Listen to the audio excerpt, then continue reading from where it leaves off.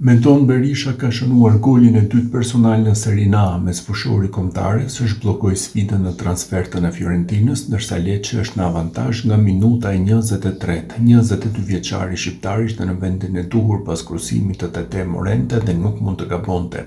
Nga minuta e parë për Lecce e ka nisur dhe Yliber Ramadani mes fushorit tjetër i kombëtares shqiptare. Stoli Stefano Piolit dritet pas këtij goli të Menton Berishës. Fiorentina po vuan ndërsa ndeshja është e vlefshme për javën e 10 të Serie A.